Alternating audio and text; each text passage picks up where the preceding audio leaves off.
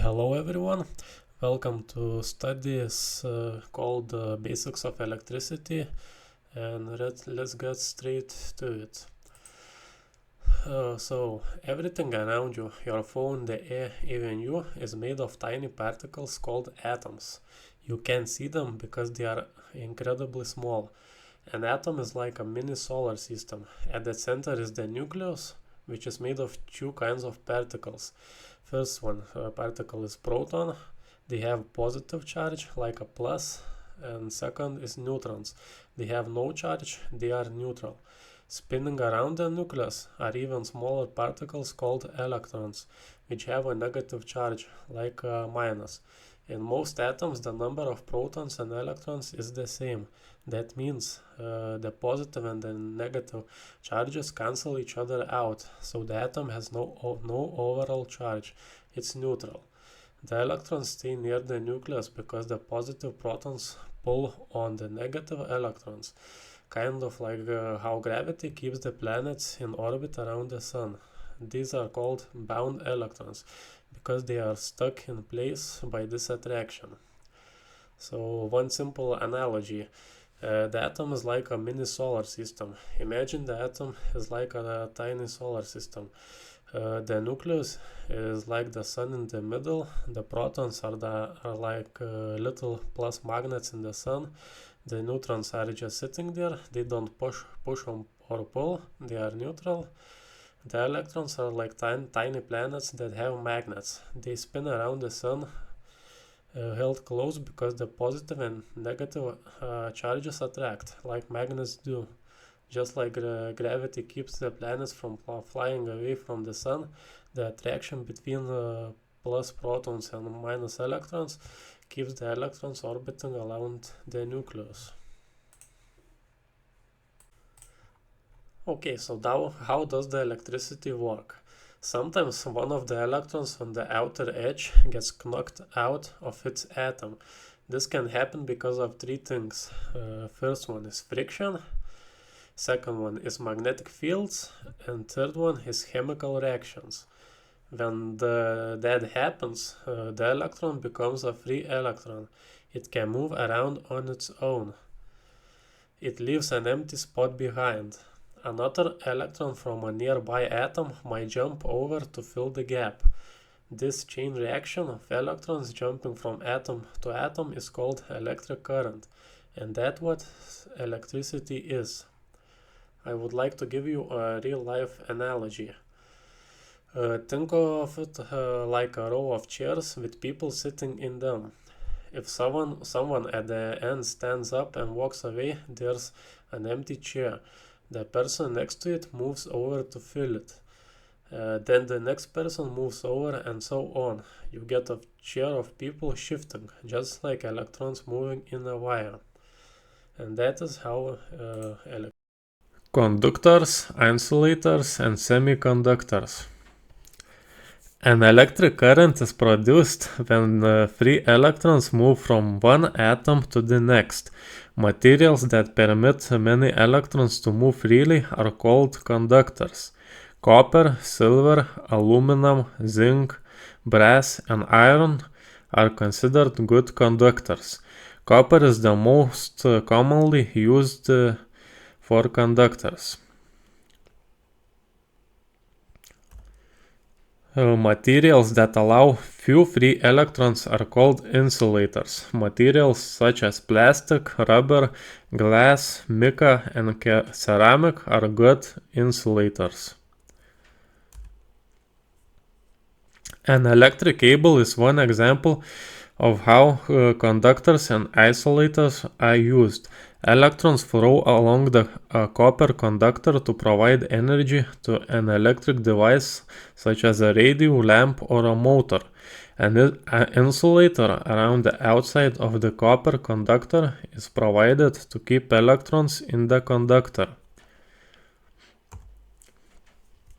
Semiconductor materials such as silicon can be used to manufacture devices that have characteristics of both conductors and insulators.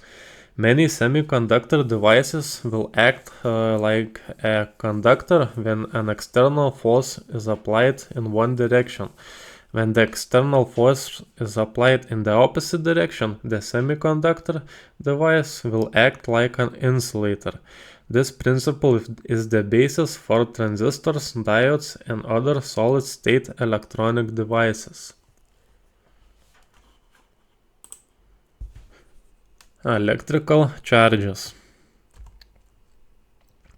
Atoms are defined by their numbers of protons and electrons. The proton count identifies the element. Electrons occupy energy levels around the nucleus. When an atom has equal numbers of protons and electrons, their charges cancel and the atom is electrically neutral. Example, hydrogen has 1 proton and 1 electron. Aluminium has 13 protons and 13 electrons.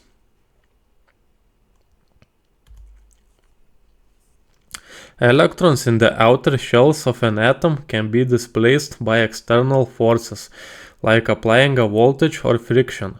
When electrons leave their position, the area with fewer electrons compared to protons becomes positively charged.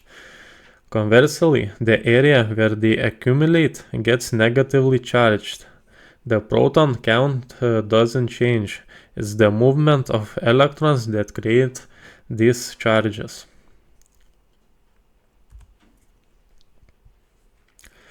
Charged objects have an invisible electric field around them, represented by lines of force.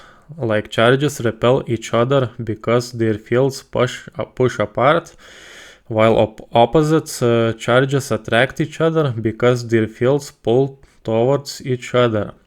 These lines illustrate the direction of the force, away from positive charges and toward negative charges, showing how electric forces operate at a distance without physical contact.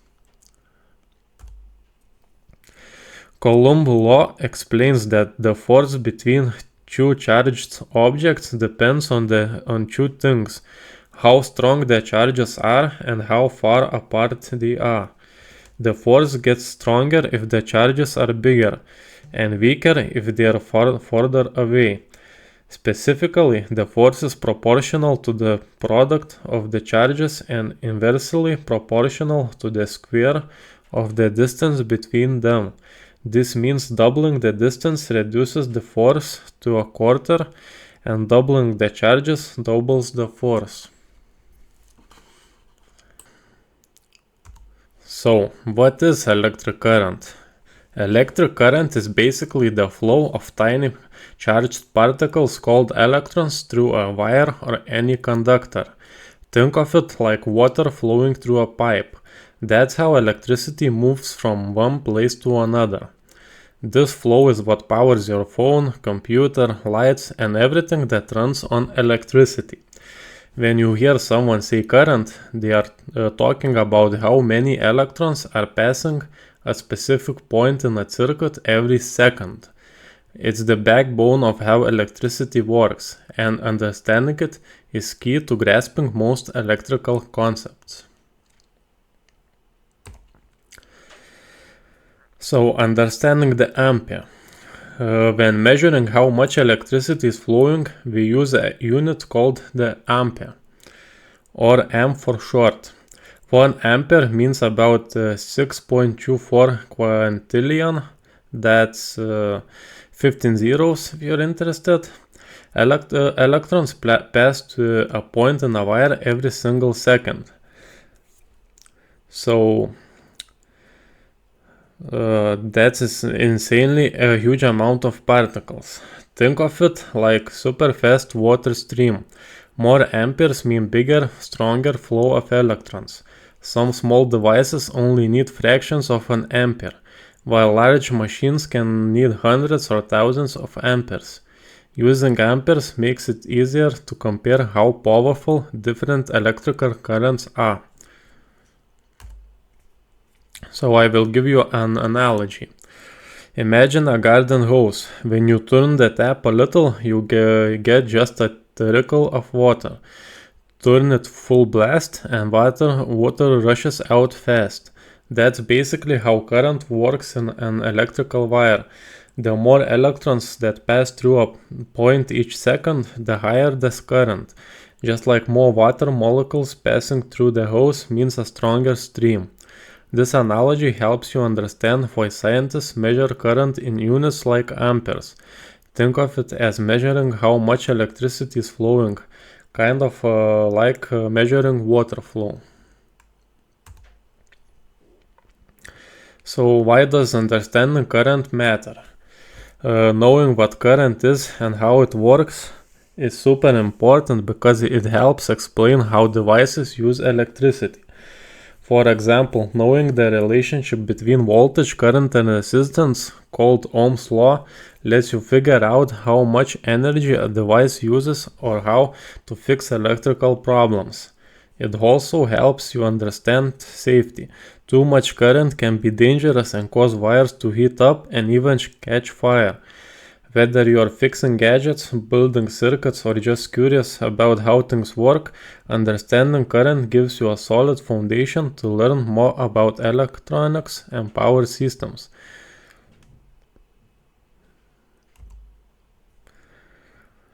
When dealing with electricity, especially in different types of devices and systems, the amounts of current can vary a lot. Sometimes the numbers get really big or really small, and to make figures easier to work with, we use special prefixes. These prefixes change how we write the numbers, making them simpler and more manageable. So first one is kiloampere. So kilo means 1,000, 1 kiloampere equals 1,000 amperes. It is used in big power systems such as large power plants or heavy industrial machinery. Instead of writing 10,000 amperes, you can say 10 kiloamperes. Second one is milliampere. Milli means 1,000. 1 milliampere is 0.001 amperes. It is used in everyday electronics like our cell phone or small gadgets. And thirdly, microampere. Micro means a millionth. 1 microampere is 0.60 and 1 ampere. It is used in very sensitive electronics such as medical devices or tiny sensors. Currents can be just a few microamperes.